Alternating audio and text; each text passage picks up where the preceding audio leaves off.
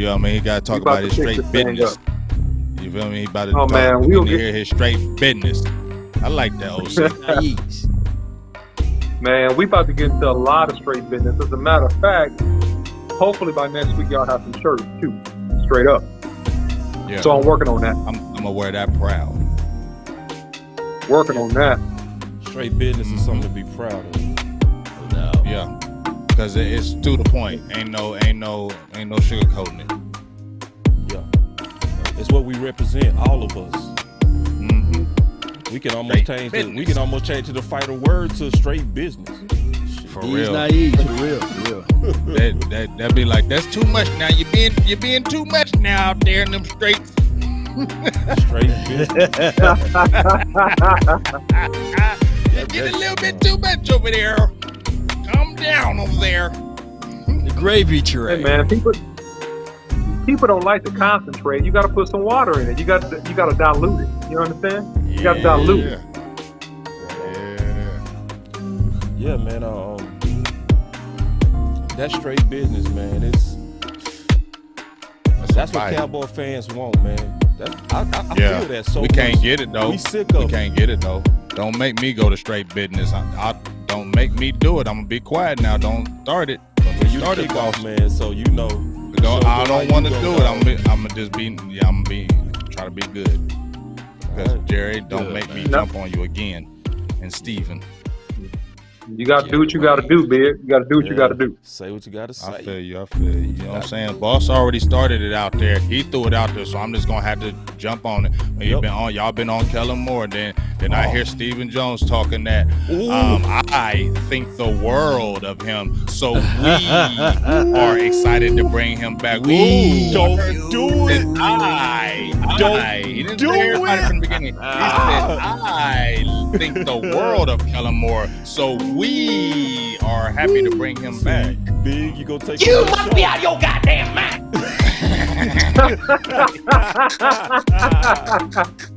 Oh man. Hey, we gonna play the whole intro today too, bro, because my boy got Cheeto in it. You know what I'm saying? That's just appropriate. Cheeto. Cheeto, we got Cheeto, man. Shout out to the remember we had it to the homie. Shout out to Cowboys. Cheeto had that great interview with him. I said, "You playing safety, dog?" He said, "Nope, I'm a corner." Yeah, you was asking them tough questions, bro. That's one thing about you, Big. You ain't never soft. No, never soft, bro. And you know what the thing is, though, boss? That's why I wish I could get in that room and ask Jerry Jones so he could kick me out on the first interview. He'll kick me out on the first interview, but them tough ones is coming. So who kept Ezekiel Elliott knowing that he started after week 4 with the torn PCL? So whose idea was that? Whose idea was that? And whose idea was not to play Tony Pollard more?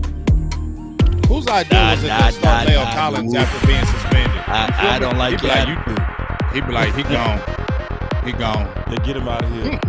Now there was a lot of factors in that decision, big game. There was a lot of factors and a decision we made amongst ourselves. No doubt. Shout out to Cowboys experience, man. Shout out to the Cowboys experience. If you're on the Facebook group, we're not that far away from hitting 10,000 on Cowboys experience page. Let's get us there. Get us there. 10,000. Come on. Yes, sir.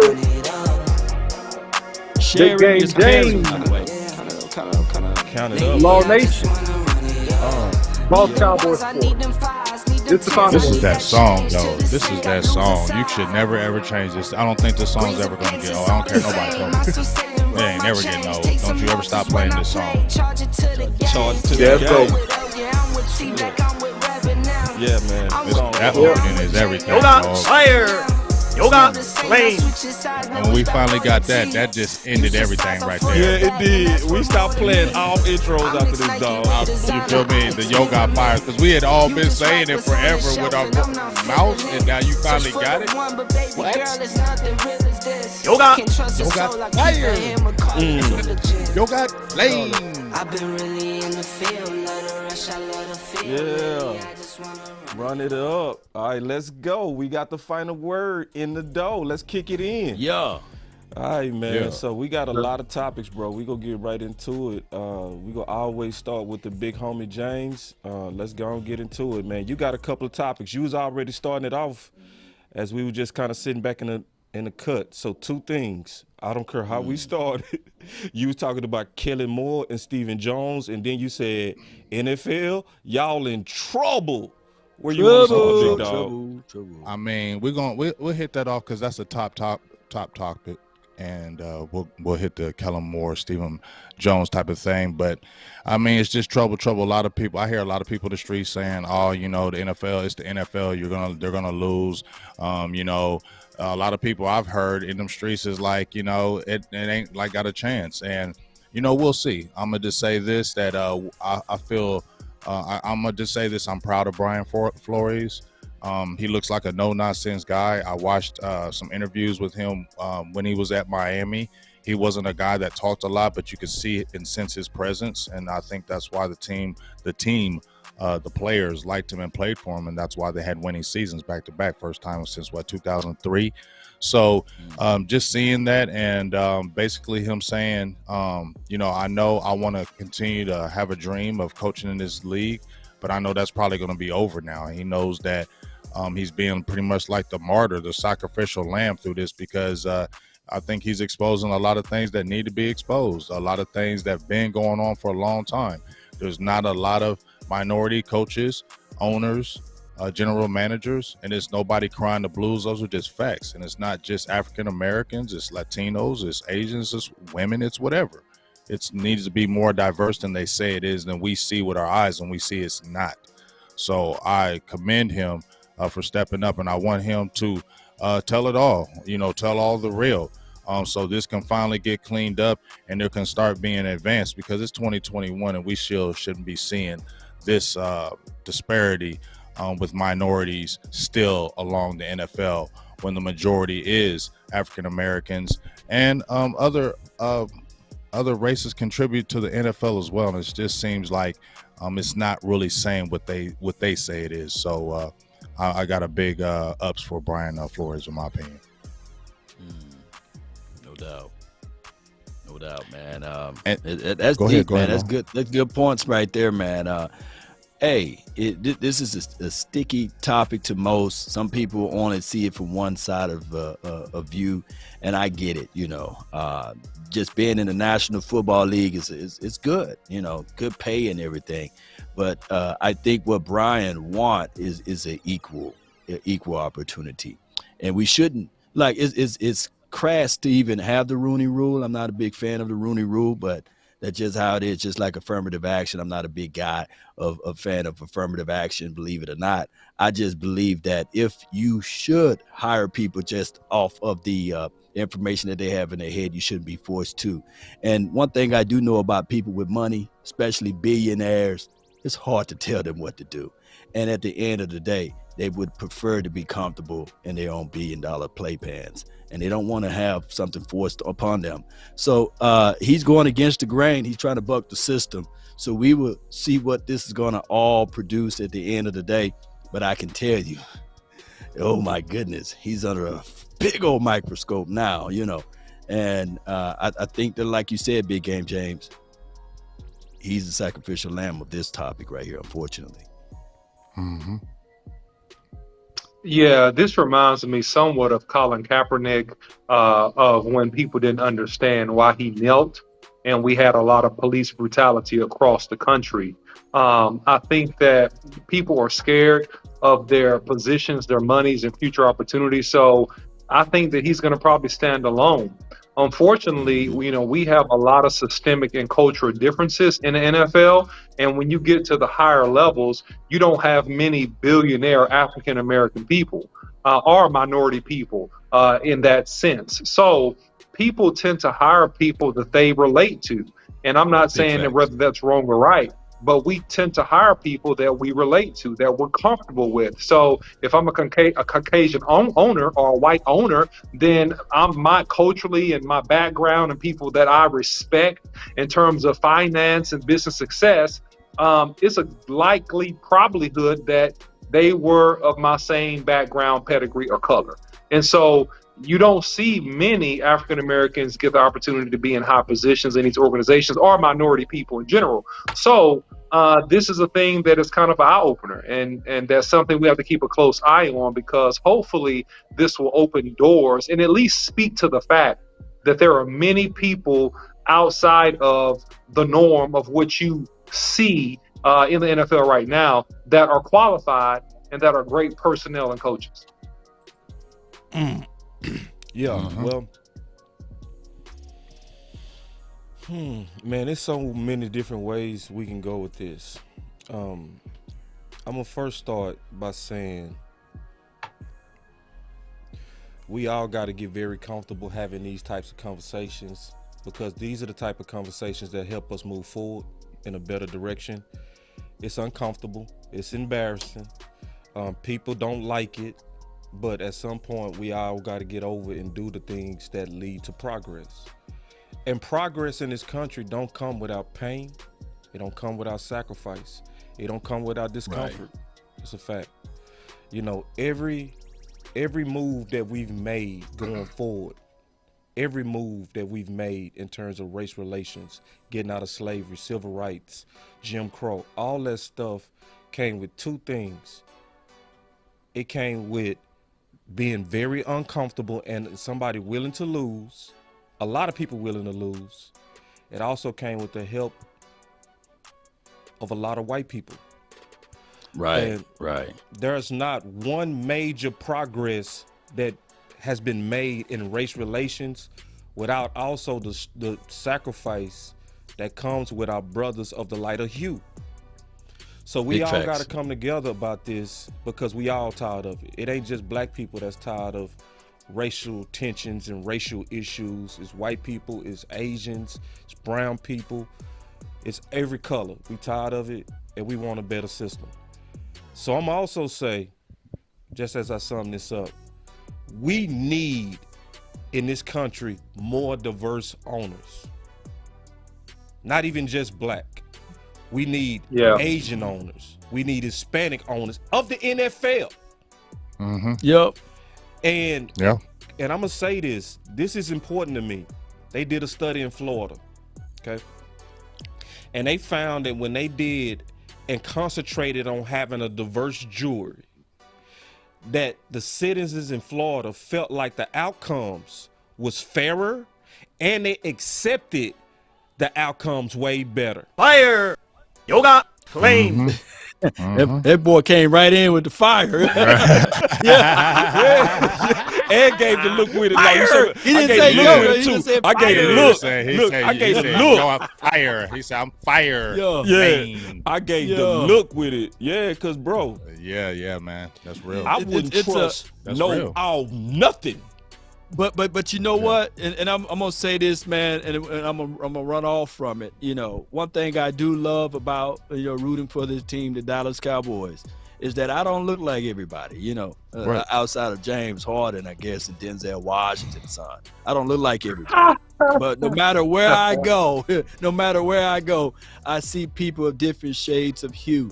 Different people from different backgrounds saying, Law Nation, what's up, my brother? Facts. And I sit there, man, and I love it, man. It'd be tears of joy, because I grew up in a little small town of Mississippi, and it was just me watching the game without any Cowboy fans. So now, no matter where I go, I got brothers and sisters of different eye colors, different shades of hue, different hair lengths, and we all love this team. And I believe that on Sunday and on Thursday night, as well as on occasionally a few Monday nights, we can all band together and root for one team. And the NFL, in the likeness of brotherhood, this is what we see. Now, the upper class, like the upper epsilons of the owners, can they get together and have the same viewership as relates to ownership and have a diverse? That's the next battle cry. But for right now, man, I love all of my Cowboy fans. I love all of my Cowboy players. I love all of my Cowboy unit. Like I say, we don't look alike, but baby, we all bleed silver and blue, and we all brothers and sisters. And that's what I love, the unity. The unity all day long. 1, 2, 1, drop it. And remember, you're listening to nothing but the best. Let's go.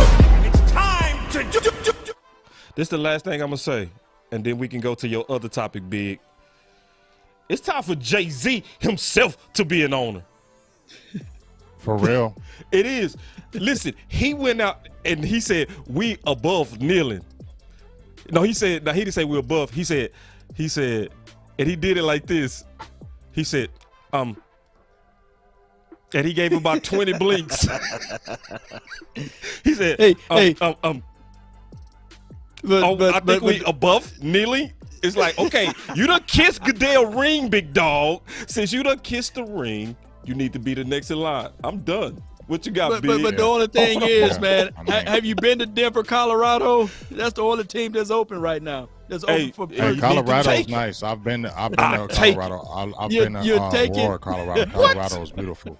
I would take it. I'll take Colorado. Denver, especially. It's not cold out there like that, bro. It's not. It's not cold. No, it's not. I need to go out there. No, it's not cold like that. It's too cold. You need to go there. I had a layover there. It's not cold like that. It's beautiful. Hold on, Big Game James. The air is you clear live in Ohio, though, man. You live in Ohio. You don't count. I know, but how do I don't count? I'll be back in Texas. Yeah, you from Texas. I forgot you from Texas. Man, how do you stay in Ohio all of those years, man? Kids. Oh, wow. That boy say, somebody say Jay-Z they got enough money. No, Jay-Z got enough money. He got enough money. Plenty of money. Yeah, he got enough money. And you know what? He know plenty of people, and they can put stuff together. Thank you. What up? You can get other people to be a minority artist. You can pool your money. You can definitely he can be the majority. Come on now. Let's stop that. Mm-hmm. It's all good though. Hey, I want to go to your second point if you cool with that. Oh yeah, let's talk about it. Let's talk about it. All right, big dog. Would you say he said let me read the comment first from the Dallas Cowboys. He said, I think the world of Kellen, and that's why we want him back. Dallas Cowboys chief operating off of Stephen Jones' comments on more status. And then he said I, and then we, LOL.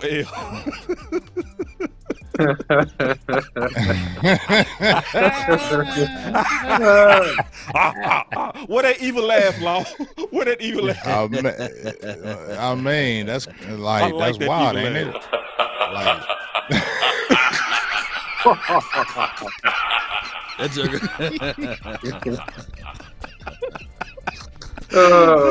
real. Fire. I want me some glory. Flame.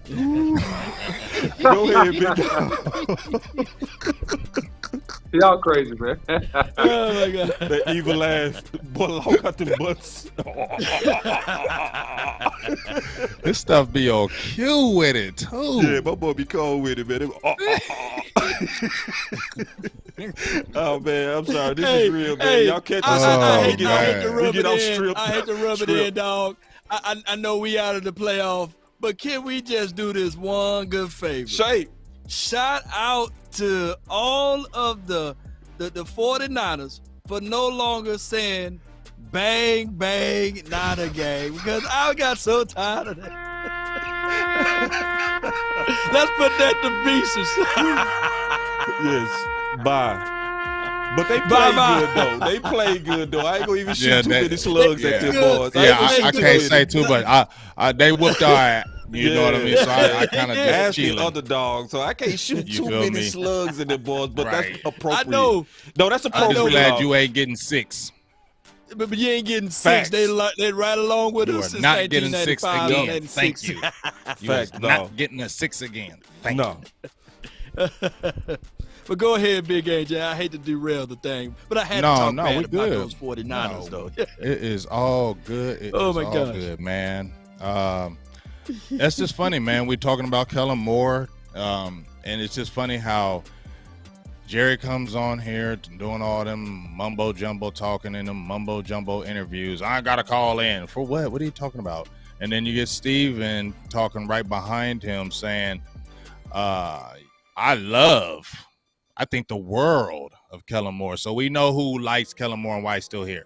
Okay, we know who it is now. So he just let the bag out. This is me who kept Kellen Moore here. He said, and that's why we are going to want to bring him back, because I think the world of him. You know what I'm saying? He didn't say nobody else thought the world of him. He didn't say the team thought the world of him, did he? Did he say, we think the world of Kellen Moore? He said, I think the world of Kellen Moore. So since I think the world of Kellen Moore, he is going to be coming back. So once again, what OC had been talking about and saying so graciously, and I've said it behind him, as long as those type of things are going on from the top, not the coach, the top, making the decisions, coming in the media, saying those same things, and when people say it's different, we need a new coach. This coach, that's going to be different. He's going to be able to stand up against him. He's going to be able to say, no, he's not.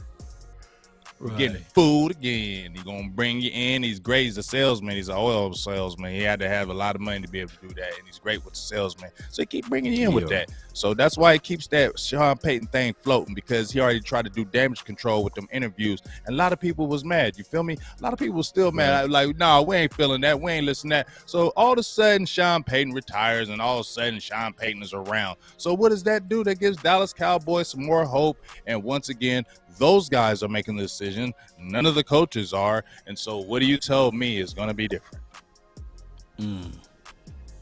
Oh, gosh, man.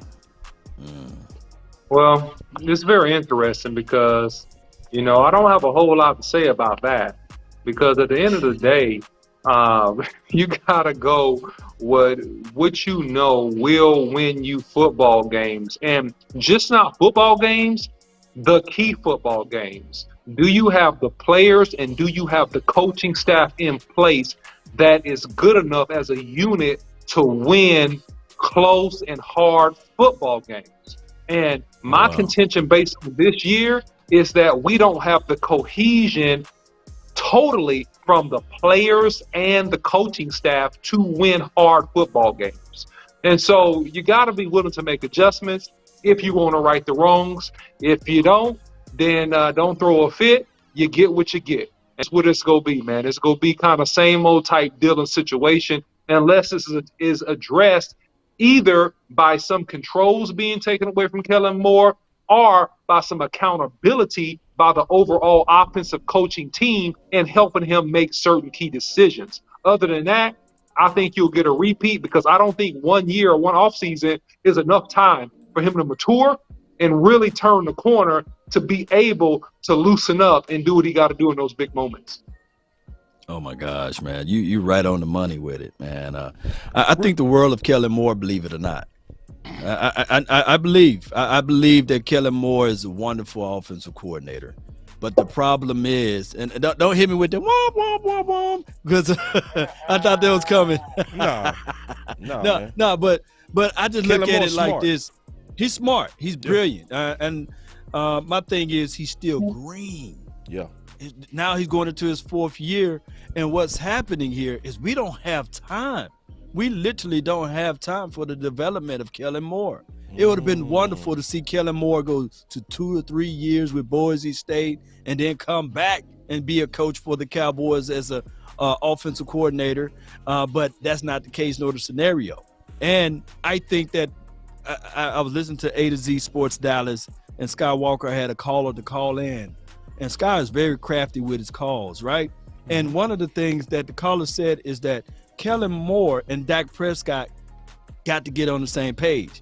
And he stopped the caller and said, no, that's not the case nor the scenario. They are on the same page. Yep. But Dak don't have nobody to challenge him. You know what I'm saying? Or to redirect him and say, no, this is not right. Or Dak Prescott in this particular situation can look at Kellen Moore to whatever he call in and say, no, I can't run this right now. I like because that. It's cover 4, it's quarters. We can't pass into the teeth of that. We got to run that ball on that, right? So like there that. are still areas that this particular team got to uncover, and it starts with accountability. So that's why it was so important. We're going to have to find a way to get John Kitna on this show. It was so important for the year that John Kitna was here because he held Dak Prescott accountable. He held the offensive coordinator accountable. And we don't have that right now. I'm not saying that Doug Nussmeier is not doing it, but dog it, Doug Nussmeier is not doing bruh. it. So I like what that. you saying, I like Laws, that. is- I like that. God, dog.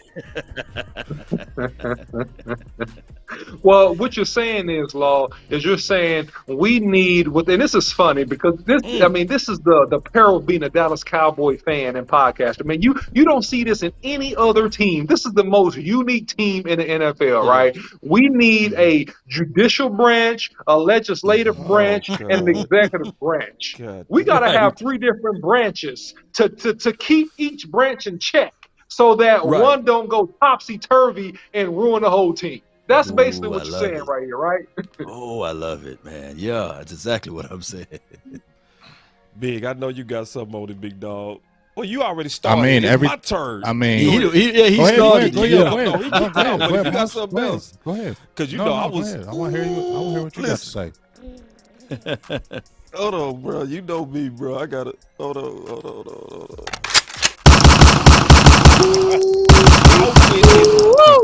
Y'all went into my topic. Cliff. Man, so listen. Cliff, baby. I did a video on this yesterday where I called Kellen Moore's system fool's gold, but with real gold potential. That's key.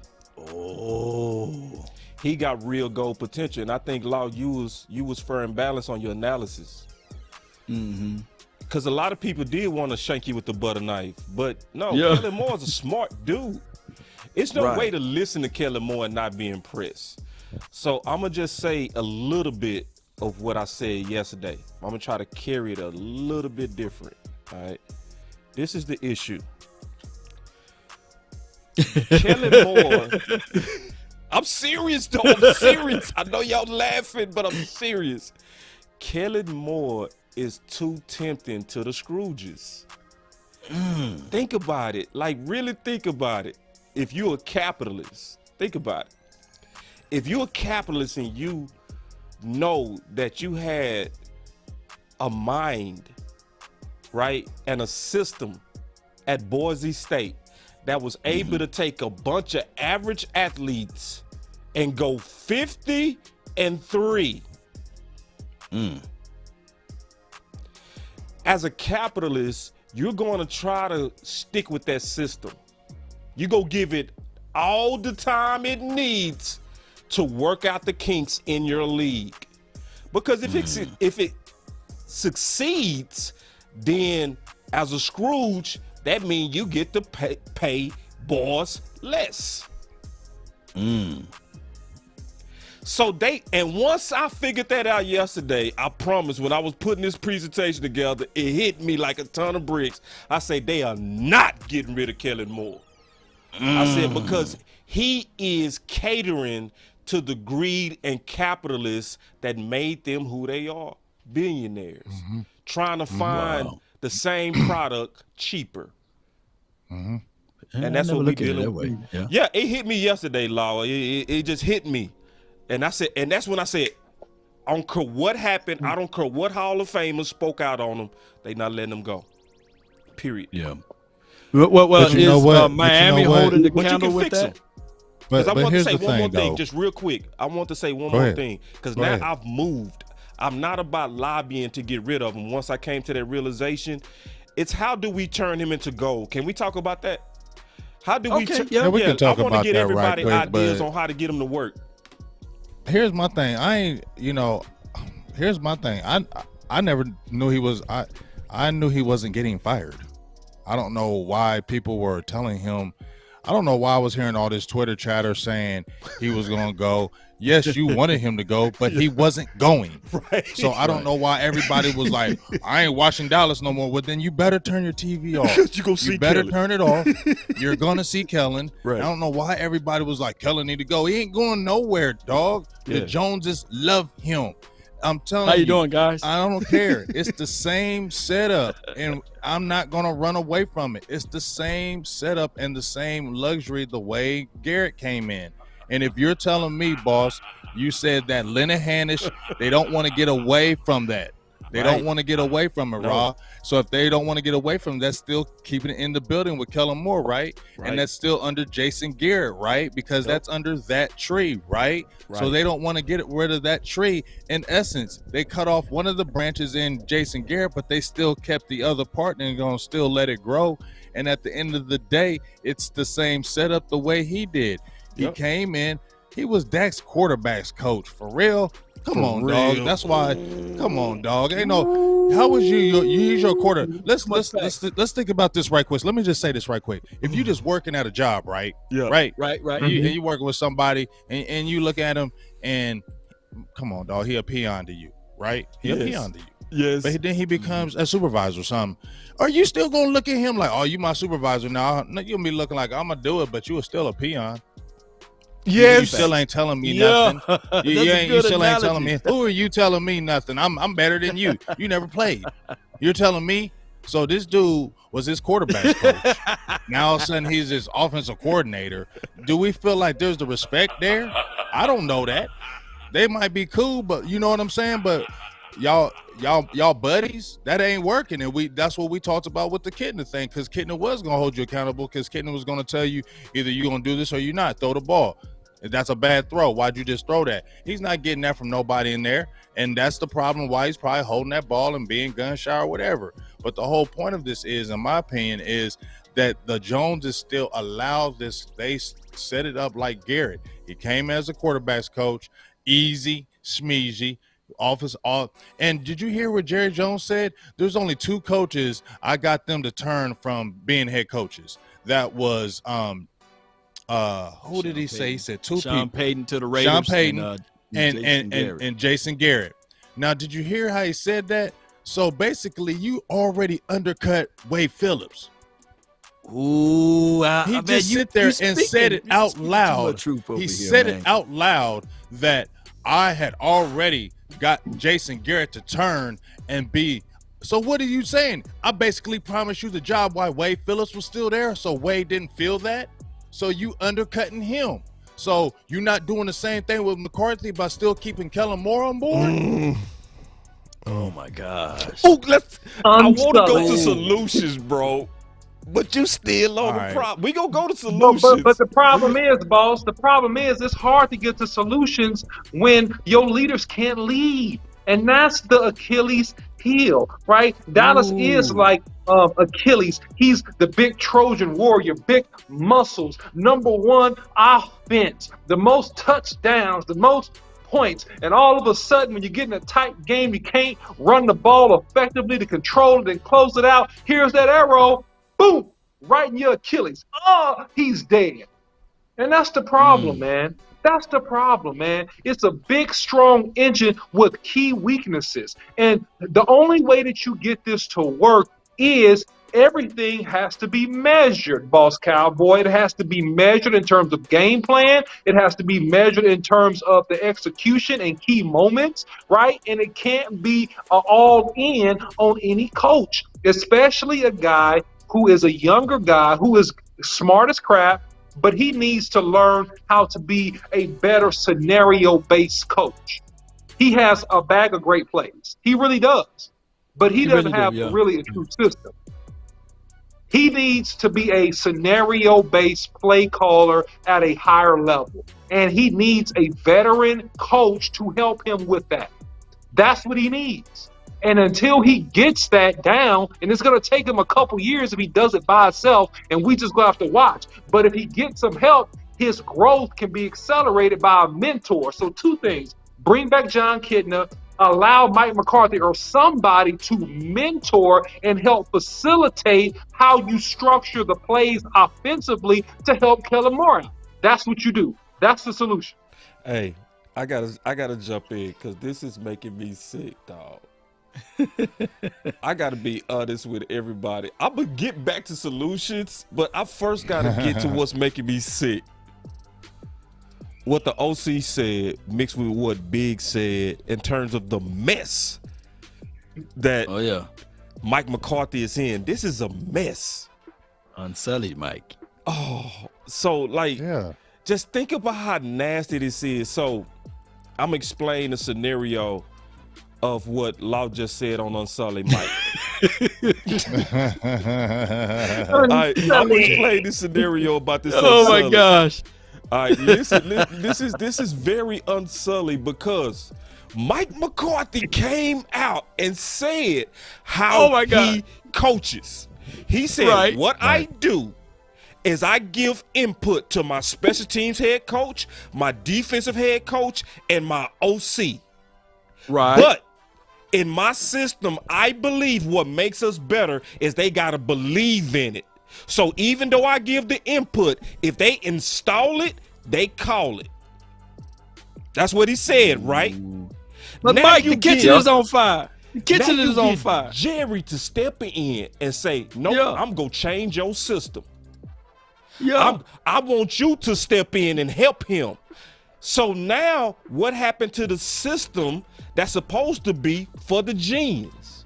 Because let me ask everybody here a question. Did Dan Quinn need help? And was he ever called genius? No. Mike McCarthy gave him the same criteria and he lived up to it. But then you got Kellen Moore fail and they still like, so? It's your fault, Mike McCarthy. You left him by himself. He left Dan Quinn by himself. Okay, Dan Quinn was like, Jordan Lewis getting burned. I'm going to make the substitution. I'm going to put Kelvin Joseph in. Hey, I like the fact that we can look, I knew that Dan Quinn was going to change this team when we beat the Chargers.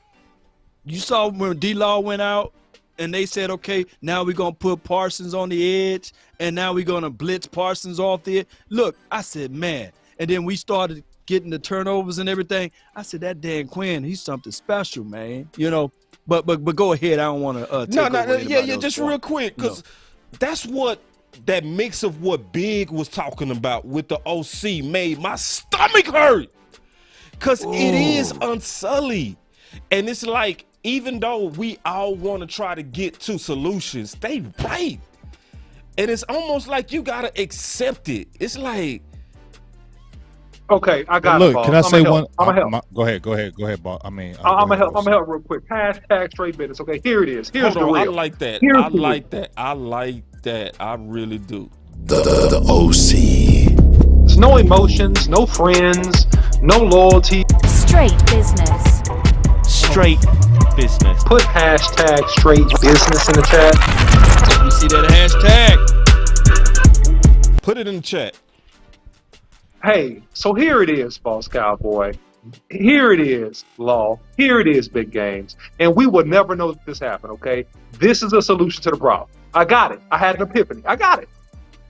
Jerry Jones has to call Kellen Moore and say, now, Kellen, now I know we believe in you and we want you to be the head coach.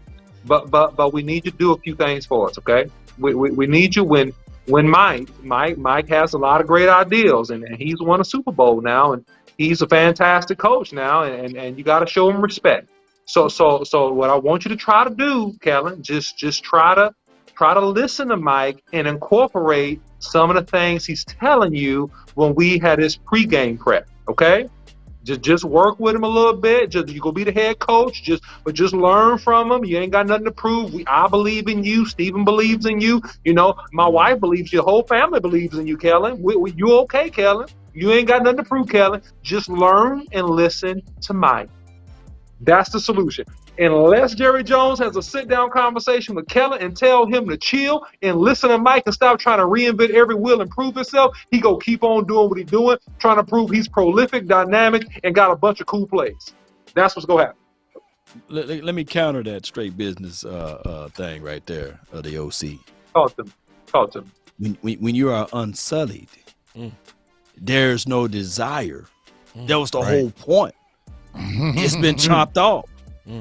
You see, Mike is unsullied, and I'm trying. When he had that final presser, and he literally said, "When we install the plays, I trust Kellen Moore, because when he go through his first 15 scripted plays, those are his ideals." Yoga Meaning fire. that when he see the kitchen on fire, Mike got his arms folded, and he's watching Kellen Moore struggle, and he's not putting out the fire. And that was the issue. And when I believe Jerry Jones, when he literally said, it's time out to try to fix it after the fact, right? He said he don't want to go through the offseason trying to fix things after the fact. And I said, bull sugar, because we just heard Unsullied Mike, and I hate to talk bad about the man. We heard the man say that, hey, I've been in moments before in the playoffs. I've been to the Super Bowl before. And I said, bull sugar, you should have stepped in and said, hey, how come right now Tony Pollard only had 4 touches, right? He had his first touch at the latter part in the second quarter. I believe he should have stepped in earlier. Hey, Dak Prescott, it's good that you're doing this, but right now we got to open up the run. That is why they call it change of pace. I know but they don't want that law. Everybody you had right, that. everything you saying, but they don't want test. that law.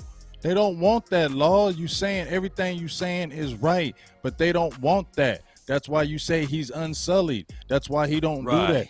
I feel like he was taking offense and kind of getting defensive when he was like, I know how to win. I've been to a Super Bowl. I know how to. It's almost what he almost wanted to say. I felt like he wanted to say, I felt like he wanted to come out and be like, it's them. I can't do that. I know how to win. Right. I mean, for real. Right. If you heard how he said it, he said it, he was like, I know how to win in this league. I've been to a Super Bowl. I've won games. So I feel like he was almost like, I can't do nothing because they don't let me. I know how to win. I know what to do. I know how to do this and do that, but I can't do it. They don't let me. I like that. Did you hear that? That's and what I heard. I like that. that. The biggest point. Oh. God. Oh, fire. Yoga, fire. Yoga, flame. But you know what, Big Game James? The reason why I like that and I agree with what you're saying is because that got to be the reason. Ben McAdoodle got him a job over there in Carolina. Come on, man. Because if he wasn't doing what he's supposed to do, there's no way that he still had a resume valid enough to still get a job. So somewhere, I wish I was a fly on the wall. And Ben McAdoodle could have just been saying, you know what? These are the things that I would have done, left here, but I couldn't do it. If Mike McCarthy left here, he would go back and win in the league. He would go back to win. I'm not saying go to Super Bowls and stuff, but he ain't going to fall off. I'm not saying he's like the world's greatest coach, but he's going to go back to winning. And as I said before, people don't understand. They was kicking Dallas's butt. Everybody hating on Mike McCarthy now, but they was kicking Dallas's butt, and he was the coach. And we was getting mad because they was smashing us all the time over there. And also another thing, Aaron Rodgers don't have him no more. He been to 2 championships and got the big debacle, but he didn't win a Super Bowl without McCarthy.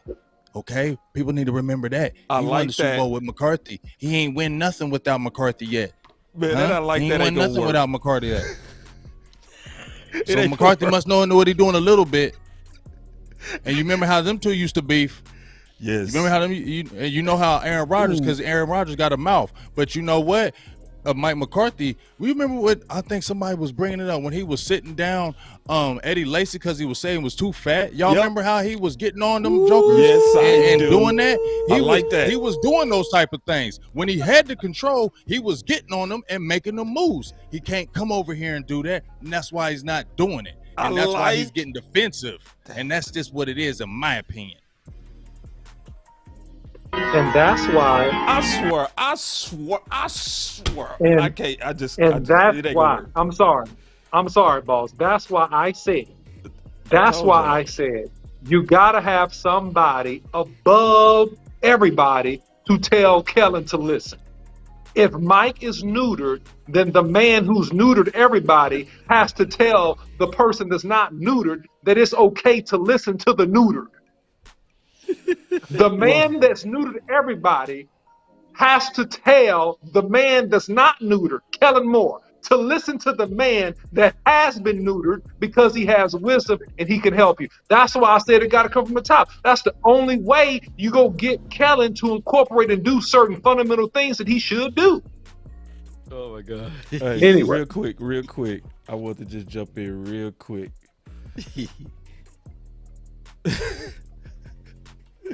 All right, real quick. I did think that it was wise for Mike McCarthy to step back being all the way honest. I'm following you. Go ahead. Yeah, you feel where I'm going? Because I said this a couple of shows ago on the Final Word. This is the Game of Thrones. Right. In the Game of Thrones, one of the most famous quotes is, either you win or you die in this game. All right. So he had to give himself clear separation, because if he didn't, he would have the reputation of filming. Because right now, people on filming head. They are on filming head. And I broke down and I showed on Boss Cowboy Sports channel that a lot of the stuff that he been blamed for, he had nothing to do with. So a lot of people saying stuff like, man, you know, the offensive line messed up when it started being rotation. Well, what if you was the guy that was against the rotation? Why should your name be caught up in that? But his name is caught up now, isn't it? Big so facts. So he had to, and that's sad because Jerry put him in that position to where he had to play politics for the Game of Thrones, or we would have all been blaming Kellen and Mike McCarthy for the breakdown at the offense. But now that it's obvious that it's Kellen and the world is trying to make Mike McCarthy step in, this is what I would say to Law's point, because he did get to solutions. When you looking at the breakdown of what you want to see in a balanced game, and you see that Kellen Moore's off script, you now, because of what Law said, gotta tap him on his shoulder and say, big dog, you know, Pollard only got 2 touches in the first half. This playbook. Yeah. See, he wasn't doing that at first because he had to let the young dude drown. He did, Right. or he would have got caught up in that, y'all. Just look at how filming is getting treated right now. I showed everybody the evidence that Jerry himself came out and said it was filming responsible for Steele's development, and it was filming that lobbied for him. So when you saw the weird rotations that was happening in the Raiders game, remember everybody was like, what is this? They rotating tackles. Stuff you've never seen. Never. That's because it was coming from the top. It was coming from Jerry. And then when you listen to Jerry, and Jerry was saying, Lael's in the Forster. We got to keep him on the field. Ooh. I was like, that's where it's coming from. Right there, that guy. That's where it's coming from. That's where the confusion is coming from. That's where all the breakdown. He meddling. Yeah. Oh my God. If y'all got a second, I did want to throw my solutions out there real quick and get y'all. Let's stop beating them up a little bit. Yeah, because I'm gonna get to solutions. I want to get to solutions. Like, Yeah, I think let's that's do it. important. All right, yeah, because we can cry all day, but let's talk about how to get this thing going. In my opinion. Okay. All right, because I think we can still. I got my notepad out, man. Got my notepad out. I call this the Kellen Moore gold strategy. How to turn them into gold. And then if y'all got some additional input to this list, let me know. Even from the chats. I say use stealth in the public smoke screen because he talked too much. He told everybody that I aggressively take what the defense gives me. And so they started actually running more disguises because of his big mouth. So that's one. All right, number two, to make him in the goal, abandon aggressive, adapting to defense philosophy. To where your offense is about, I see this defense, and then I'm going to adapt to it based on what I see, where it don't work when they disguise it. Number three, embrace a commitment to matchup football. He doesn't do that. That's why versus the Cardinals, remember it was 2 backup corners, and CeeDee Lamb and Cooper only had 4 targets combined. That's because his system don't embrace matchup football. And that's when Aikman said, if it would have been me and I saw that matchup, the playmaker would have had 10 catches in the first half. So another solution that I think will turn him into goal, mix in system offense on weaker opponents. I'm not saying abandon it, because y'all do blow out teams with that system offense. Just don't use it when it's a team that we circled.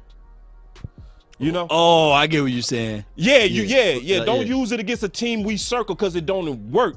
when you're going up against San Fran, Kansas City. You need stars on stars.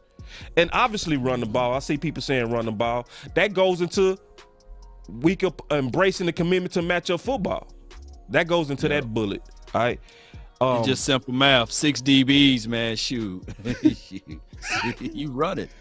So go ahead. I said, let's gadget red zone philosophy. And then I said, fill the play call sheet with targets and touches for the stars. So that when Mike McCarthy touch you on your shoulder and say, Kellen, look, I get that you running your system, but hey, we got to get Pollard going. I need him to have a whole list of plays that's going to start feeding Pollard. If Mike McCarthy tap him on the shoulder because they now doing a little bit of micromanaging, I'm thinking he need to have it all. I'm saying how to fix him, because I'm not going to accept all this crying. You know what I'm saying? It's like, yeah, we cried enough. How we go fix this? Yeah. Oh, wow. Well, you bring up a lot of good points, but this is all contingent upon, will anybody have the right to tap him on the shoulder? Everything you said is fantastic. It's fabulous. It's well thought out, Boss Cowboy. It will work, right? Yep. It will work like a charm.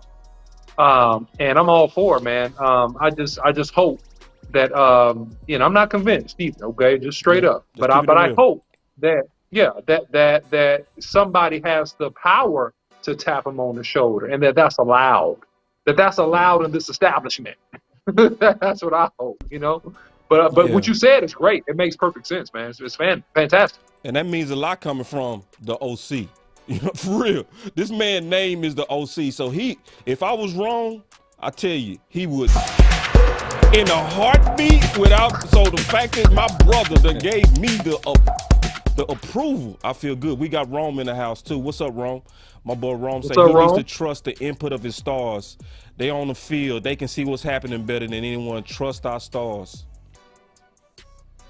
So in other words, man, you take Kellen Moore, you put him up in the booth somewhere, and then let him see the full field. I think that's how the 49ers OC went, right? And although they didn't win the last game, but you know how it goes, right? Yeah.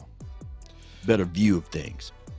Hey, Law, I got something. Since you the one that's talking, I want to go to something, and unless y'all had something else on that, Law, you brought up something on your page about good move by Dak in terms of rejecting the Pro Bowl.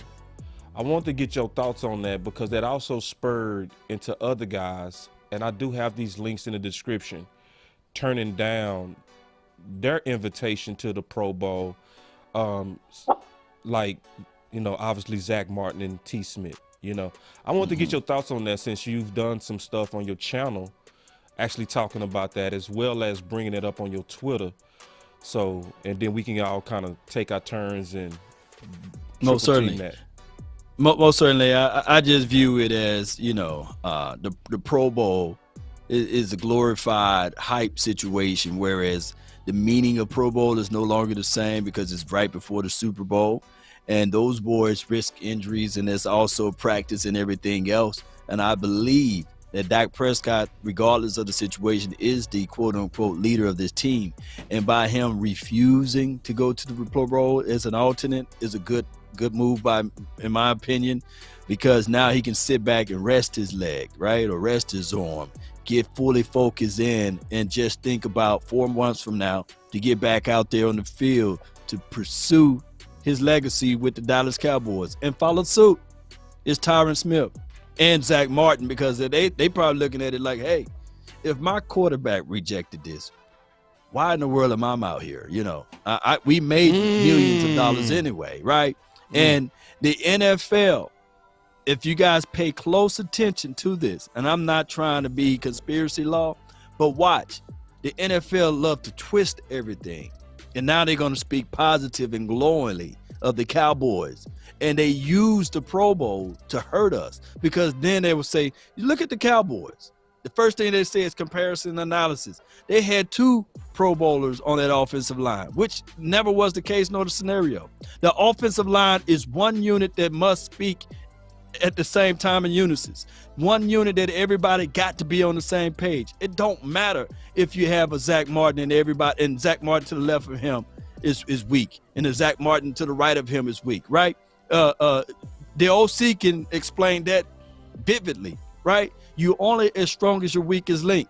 And teams penetrated and they focus on Connor Williams. So I had a plethora and a bevy of people reaching out to me saying, no law. The Cincinnati Bengals had a weak offensive line, and look what they were able to do.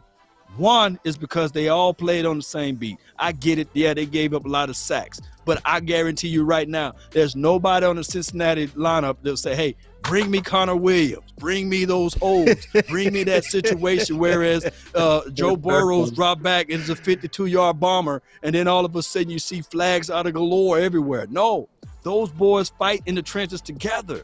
And it's all about being together versus looking at that 1 or 2 guys saying, hey, they got 2 Pro Bowlers. No, that's not the case nor the scenario as it relates to O-line. Yeah, what's your thoughts on Dak rejecting the Pro Bowl and leading to his other guys?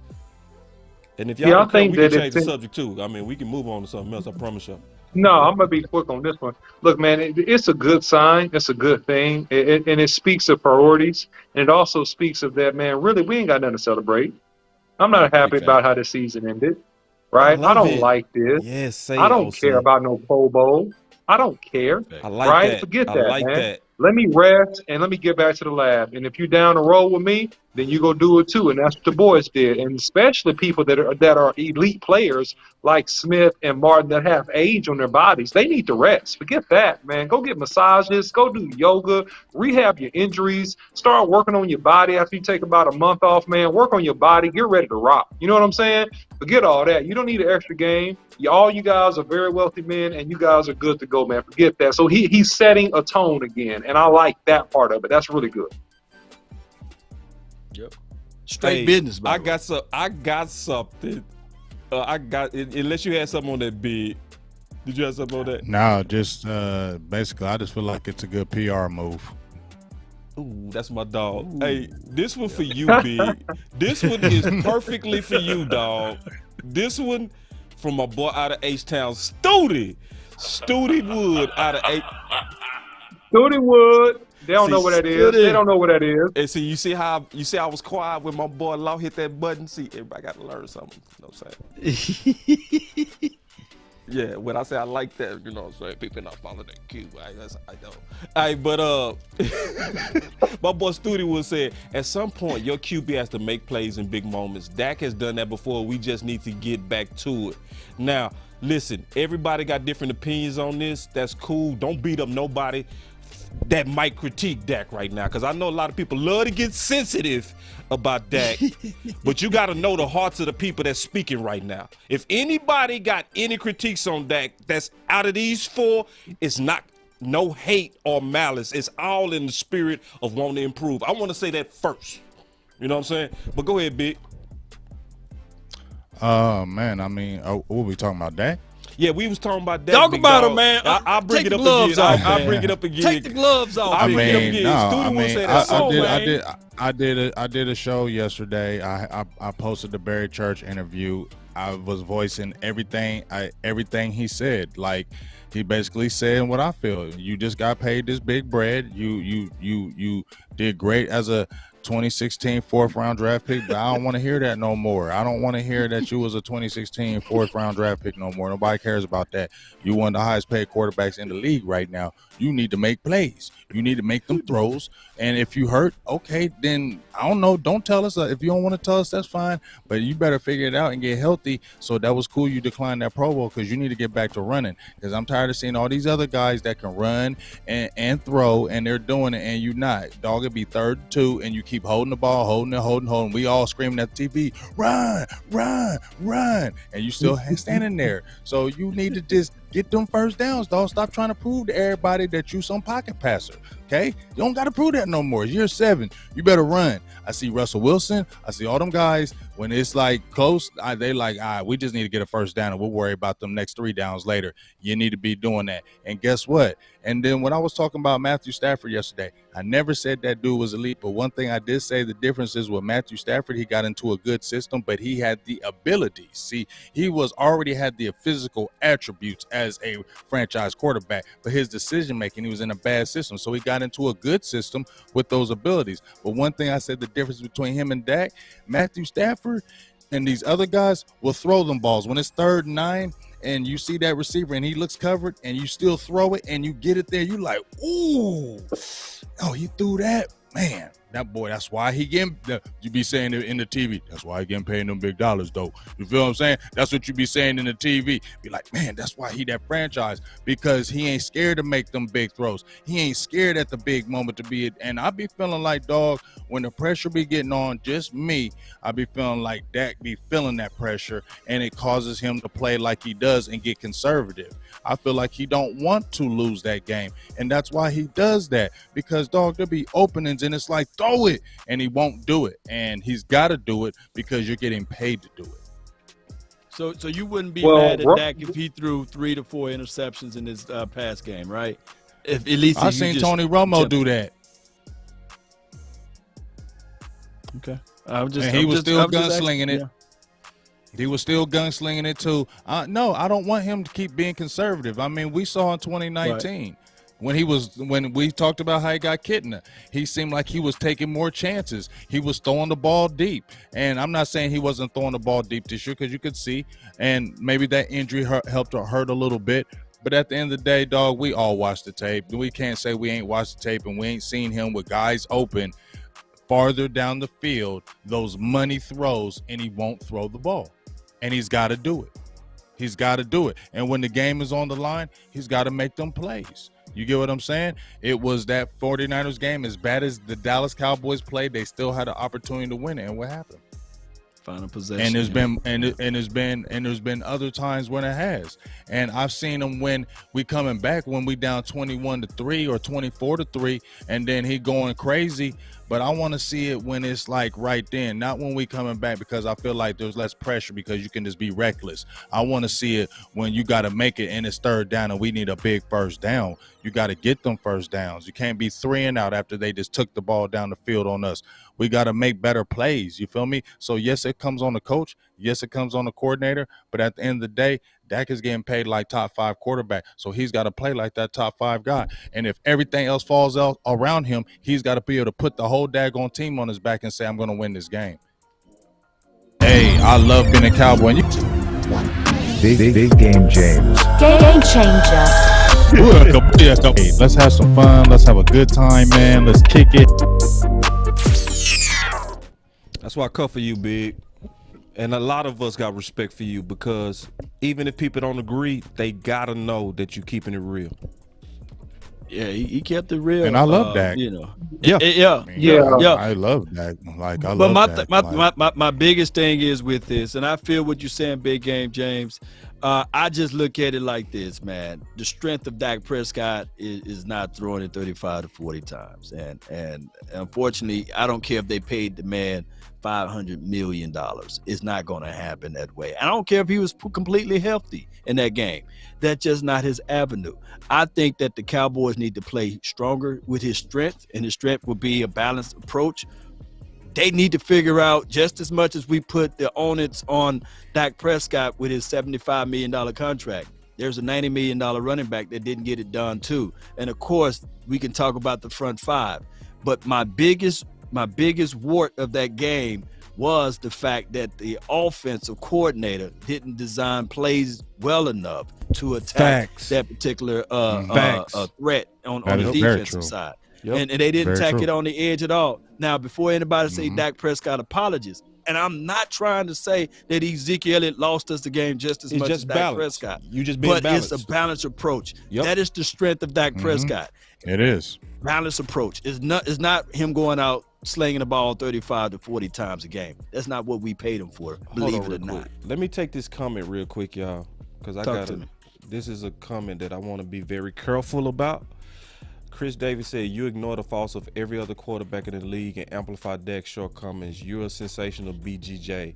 No, he's not.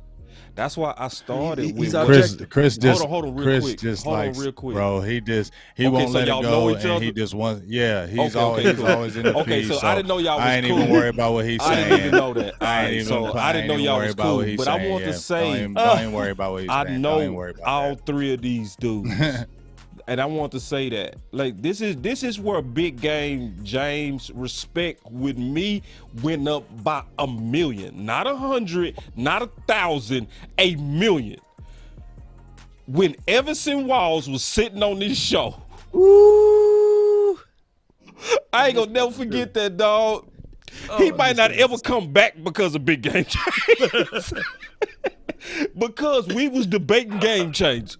And we was debating who was the game changer out of Cooper and CeeDee Lamb. The OC in Big Game James, I was like, these dude, these boys told Mr. Everson Walls, especially Big. Big said, "Sir, I respect you. I know you're a legend and all that, but I don't feel you on that. You wrong." I said, "Oh, Not my dog." I said, so that's why we all gotta understand. Even when we disagree, you gotta know where they coming from. Nobody on this panel is an egomaniac, and all of them I know firsthand got big. They not unsullied. I put it like that. They'll say what they gotta say, and that's why I respect them. Now, I want to say one thing about Dak. From the eye test, Dak didn't have that closing it to me this year. That's one of the things that was missing. That closing it. I think a lot of it also had to do with the system that he was in. He was in a system that was telling him to aggressively attack what the defense gives you. By the latter end of the season, defense figured that out because Kellen Moore was talking too much, and they began to throw out different looks. So when the system itself was breaking down, it made it look like he was breaking down, in my opinion. This is just my take on it. Ain't nobody got to agree with me on this. Another thing about Dak, I think Dak got to hit a whole nother level of command and takeover. He got to get a takeover in him. He got to get some rebellion in him. He can't be so kumbaya. I'm cool with what Kellen Moore is saying. Yeah, because what'll happen is, even though you being cool with Kellen, you sinking as his scheme is sinking. So in the offseason, you need to own your offense. You got to get to the point to where you will get like Romo. Kill. Kill.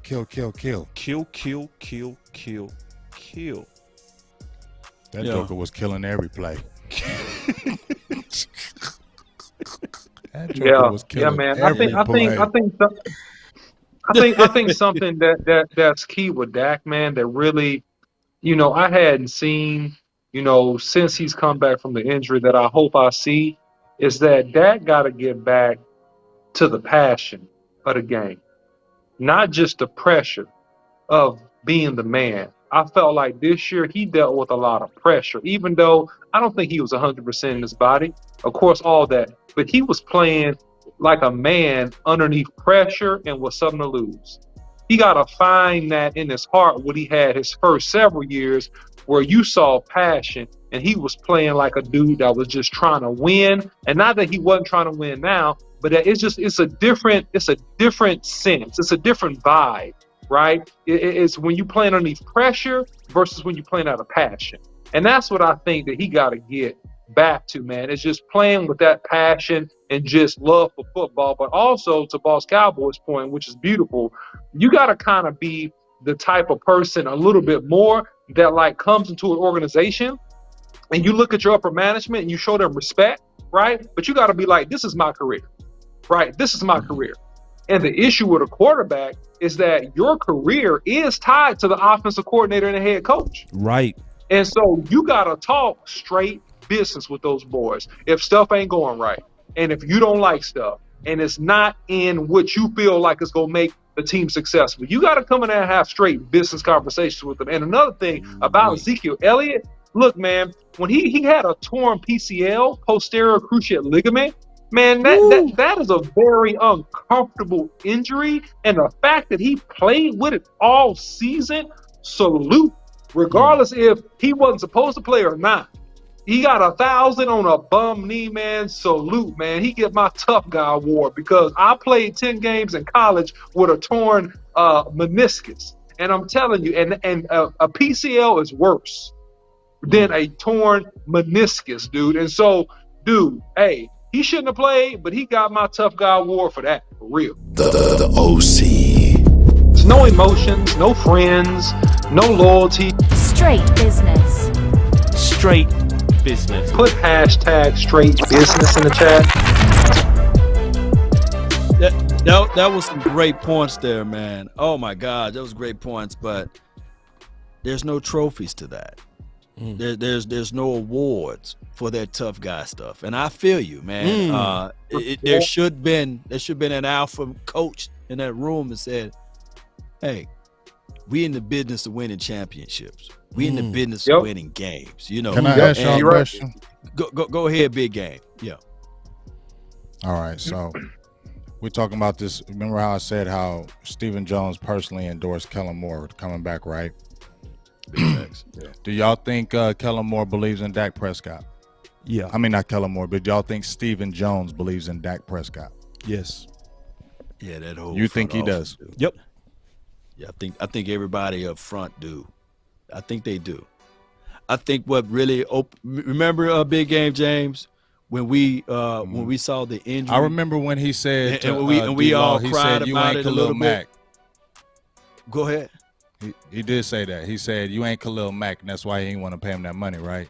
He did say You that. talking about D-Law? He did say that. Steven Yeah, say D-Law. that. Steven did say that. Steven yes. said that. He said, He "You said ain't that. D-Law, and that's why I don't want to really pay you that money. You ain't that guy."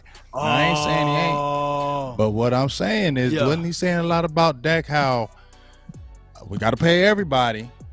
You know what I mean? We gotta, this takes time. We gotta see. You know, we gotta wait. We gotta see. We gotta wait.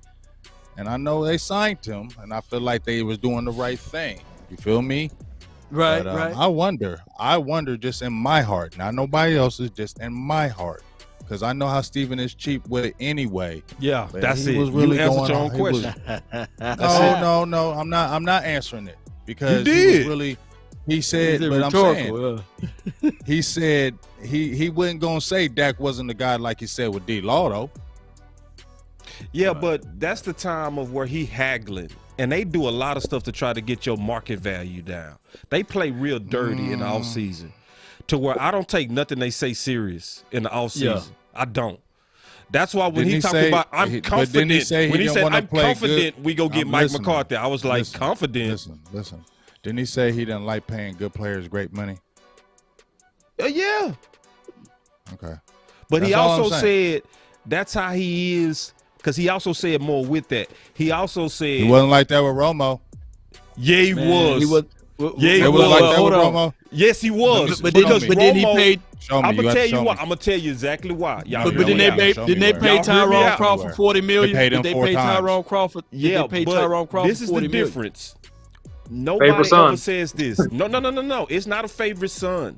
People don't say the real on Romo. What profit? No, listen to me. Everybody listen. I'm finna tell y'all because y'all know I wrote I'm 1,000 articles on this cap stuff and the history of this. So I'm gonna tell y'all what happened with Romo. Romo turned over, bent over. That's what happened.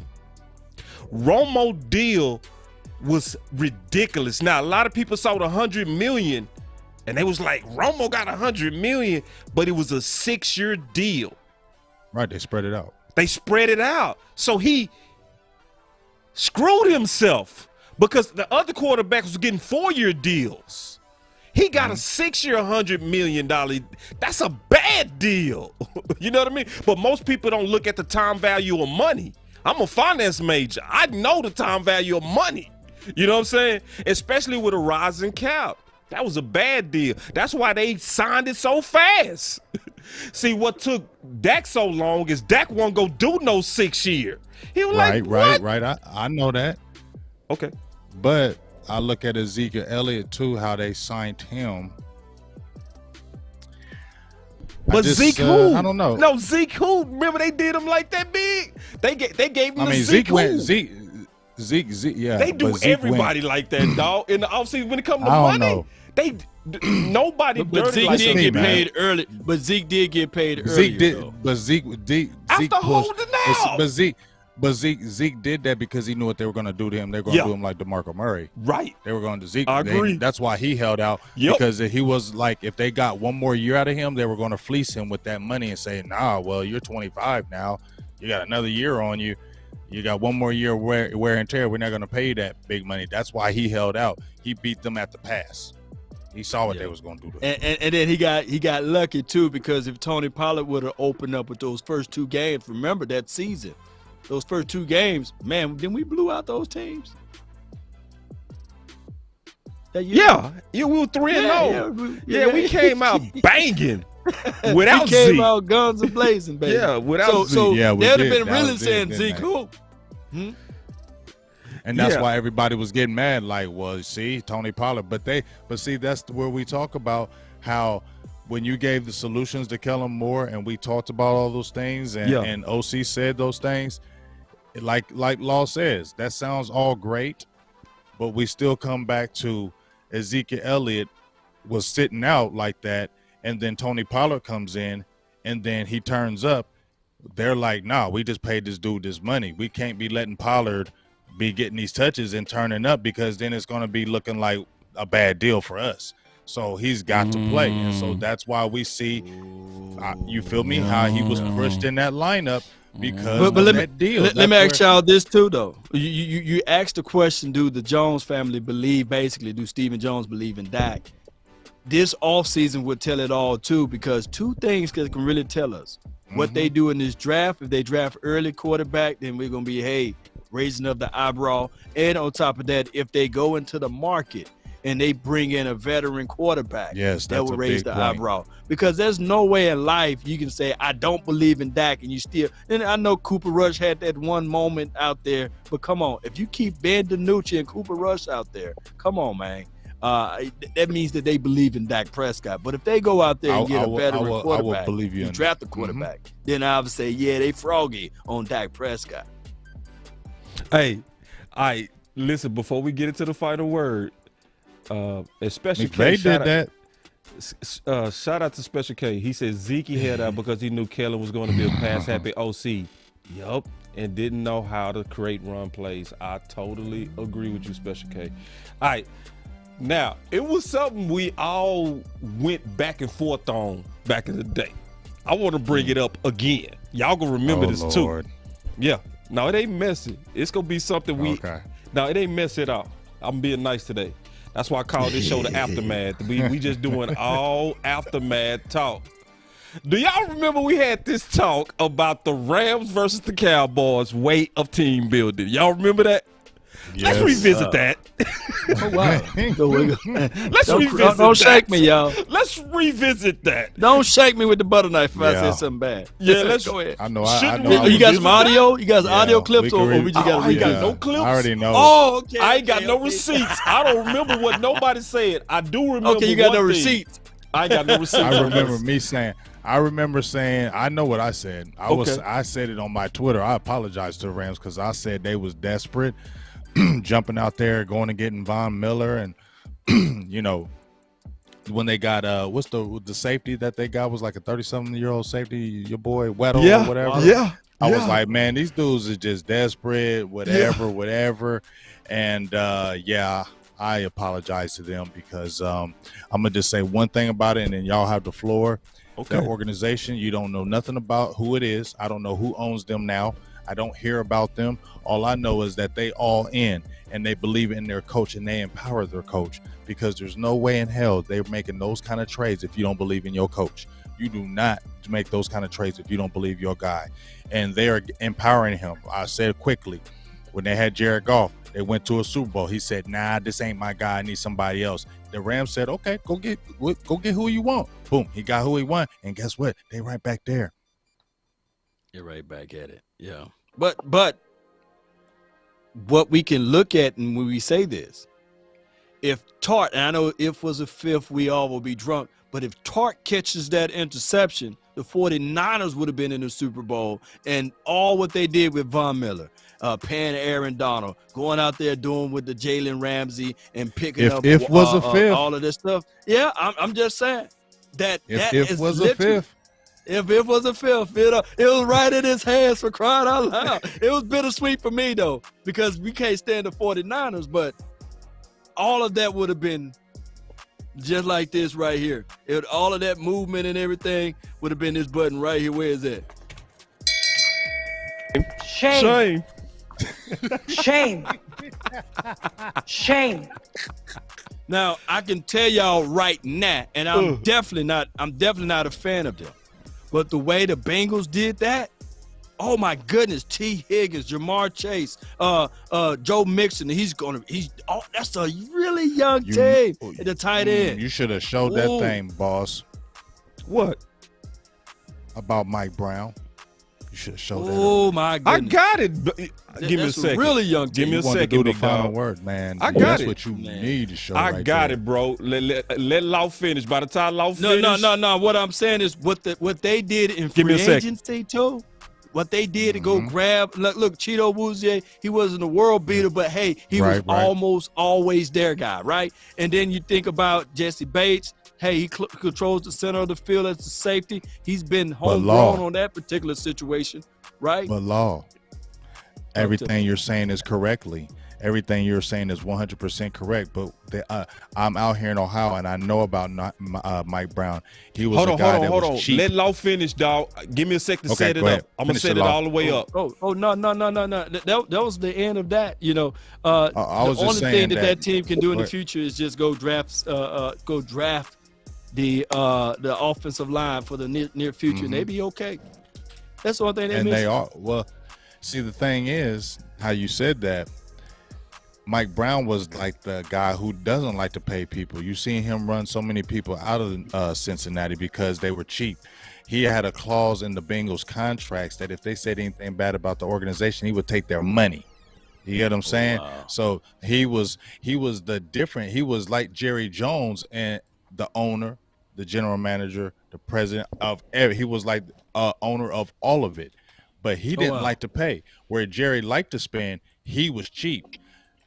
Carson Palmer got into a face-to-face argument with that man and said he was a very stubborn man, and because he said he needed to sit down and leave the general manager alone, start updating and trust his people. And then you saw what happened with Carson Palmer, right? He said, I'll never play with Cincinnati again, and they traded him. He said, I will never. Corey Dillon said, I will never play for him again. So he had a bad history. But this past season, he stepped back and stepped down from the NFL committee. Facts. He started letting his daughter take over the day-to-day operations of football. He is still the owner and the president, but he stepped back and let his people do the job. And they have been clamoring and forever winning games, y'all. They've been winning just like Dallas. They've been winning games. Remember when they had Andy Dalton, they went to 5 straight playoffs, but they never won anything. You feel me? They had opportunities when they had Carson Palmer and TJ Houshmandzadeh, and they had a good team. But remember, with the big unfortunate injury, I just say these things just happen when you're doing wrong up top. When he finally stepped back and he didn't say anything and he let people take over and he trusted people, do you think I'm sorry, I don't think it's coincidence that they went to a Super Bowl this year. Nope. I'm sorry, because he did it this year and it happened that fast. It happened that fast. Law, you brought up yourself when we were sitting there watching Jerry Jones on that Hall of Fame panel with Jimmy Johnson sit there and say, it's about time we do it. It's about time we do it. And then what happened? You lied. You lied to all of us because we was all excited and we thought you was actually going to do it, and you didn't do it. So I don't think it's a chance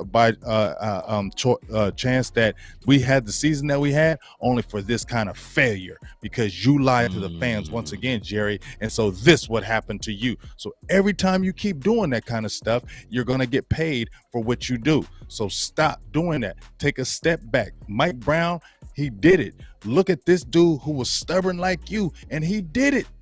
He did it. And look where they're at in 1 year. In 1 year. In 1 year. Let me jump in real quick, stepping Big. back. Let me jump in because, boy, listen. Yoga fire. Yoga flame. I didn't even know all of that went on. Listen. Why nobody talking about this? No, we finna talk about it now. All right. Whoo. And this is the reference. Big is not lying. See, listen, I was going to do a video on this tomorrow, but I'm going to get a little bit into it today, just a little bit. I ain't going to give away the whole video, but some of this came from me and Big having this conversation. Shout out to Big. It's on his page. But it's a history that goes with this. I'm going to show what. See, I'm going to show y'all why y'all need to follow my boy Big Game James. Listen, because he was preaching a heavy sermon. Look at last year, Big. This article was from last year, January 3rd. It said, is Jerry or Mike Brown the worst NFL general managers? Listen, they go all the way through the history. Y'all digging. Oh, yeah, man, say me and Big been working. Big, I called you today about this, didn't I? I called you today. I said, bro, what was that you was talking about? Because I've been researching. He said, go to my page. And I went to his page. I was like, thank you, dog. Yeah, we talked about this today. And August 31st, 2021, Mike Brown steps down at NFL owner committee. Yep. And listen, and then he said, this feels like an indication that Brown has taken a step back from traditional owner duties. His daughter, Executive Vice President Katie, seems to have assumed most of his responsibilities, but he's still the president and owner. And they went right to the Super Bowl when the meddling hands got out. And he stepped back and trust his people and let them do their job. Yep. What happened? Yep. What happened? And Mike Brown was in Forbes. They were calling him one of the worst owners in the league in NFL history. In NFL history, general manager, owner, he was one of the worst. And he finally said, I'm going to take a step back. I'm going to let my people cook, and I'm going to let them do their thing. And within 1 year, you saw the date. You saw the date. It was the date. I showed y'all the date. I showed you the date. And they both got daughters, too. So Charlotte Jones, come on, baby. For the 2022 season. The date of this article is January 3rd, 2021, bro. Last year. Put Charlotte Jones in front 1 year baby. of getting out the way. 1 year. And they went right to the Super Bowl. And the final curse words. was released. Final words, everybody, because the OC got to get out of here. OC, you go ahead and go then, man. Go ahead and go with the final word I meant to say. I ain't saying go ahead and leave. But, man. So look, the Cowboys. It's all good. So look, the Cowboys are in a position that. No, you good. The Cowboys are in a position, man, where they can really, make some good decisions. I think the Cowboys will have a good draft. I mean, they have historically done that the last several years. But the key is that will you give your key chefs a chance to cook the ingredients completely? I think that if you give some checks and balances to Kellen Moore, you will actually have a more explosive offense and you'll perform better in key scenarios. Bring John Kitna back. Keep on strengthening the defense, because if we can't execute in key moments, we'll need our defense to be even more dominant to help us win in big games. That's my final word. Yeah, and my final word is we got some things that we can learn from this playoff run. I'm going to be dropping a video tomorrow about that, about the things we can learn. And as you can see, partially what Big Game James talked about is going to be one of our biggest lessons that we can actually learn from this run.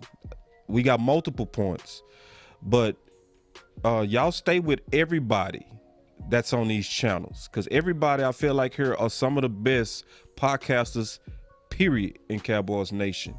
It is no doubt in my mind at all that these guys are the best. So what we all are committed to, whether we doing content together or from afar, we are all committed to ideas that's going to make the Dallas Cowboys better. So continue to follow us, because that's the key to it.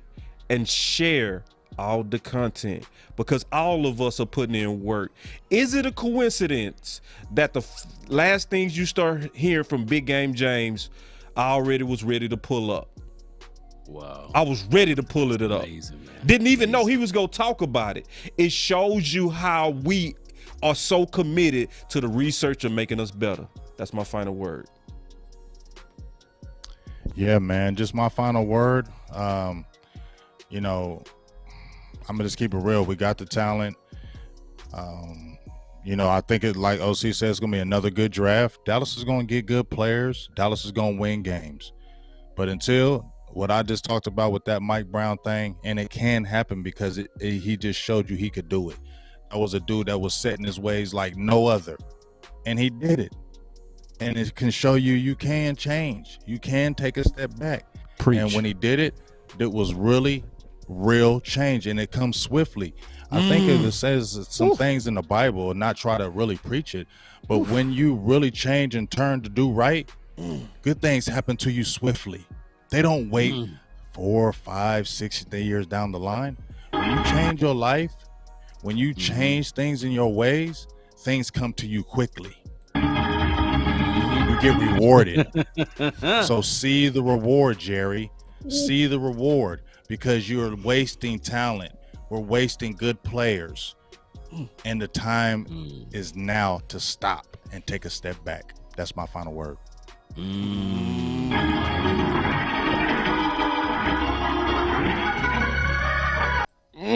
Man, that Big Game James, man. Oh my goodness, man. Bringing out the points, man, left and right.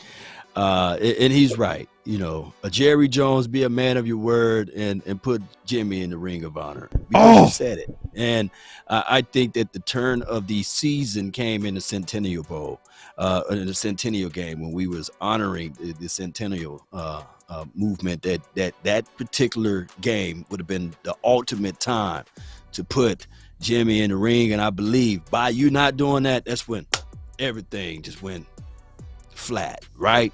And it's something to do with that. And just call me crazy, but like Big Game James said, You ain't crazy. That curse You ain't is real, crazy. man. That You ain't curse crazy. is real, That curse is man. real. Yeah, I don't bro. care. That It's curse real. is real, baby. It's real.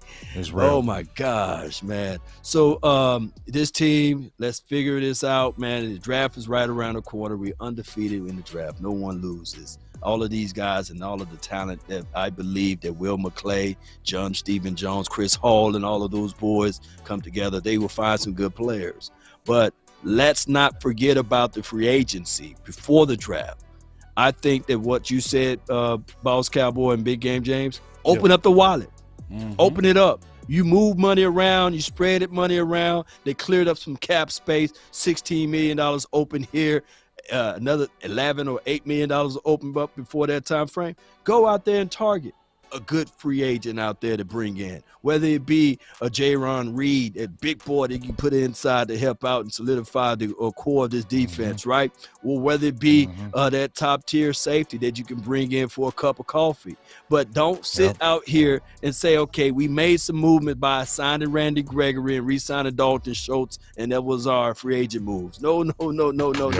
You go out there and you make something happen. Bring in some new guys that got some pedigree and some background to help this team go far, and still draft wisely. If we get multiple draft picks due to the compensatory pick, I get it. We want to be a collector of draft picks, but will and deal, bundle these things up together, move up, because compensatory picks, you can trade them now. So move up with those compensatory picks and go get that dog. Go get that animal that you want, that beast that you can compare up with a Parsons and help out a Diggs and all of these things. And during this offseason, the biggest thing that we all need to look in the mirror with, starting with the quarterback and the OC, not you, the OC, but the OC as it relates to Kellen Moore, is accountability. We need to have that as the voice of all offseason. I don't care whatever they put on them shirts. Put accountability on there. Hold each other accountable. being the most penalized team since 1996, newsflash. Let's change that. Being the most penalized team last season, let's change it with accountability, because we can have that change right now by when a situation happens, whether it's false start or holding, let these players challenge each other and stop blaming the officials. Challenge each other and say, hey, let's play a clean game. Let's make sure that we are not the reason why we're losing, right? Cowboy Nation, that's my thoughts. That's my final word. Accountability. Come on. Come on, John Kettner. Come on back.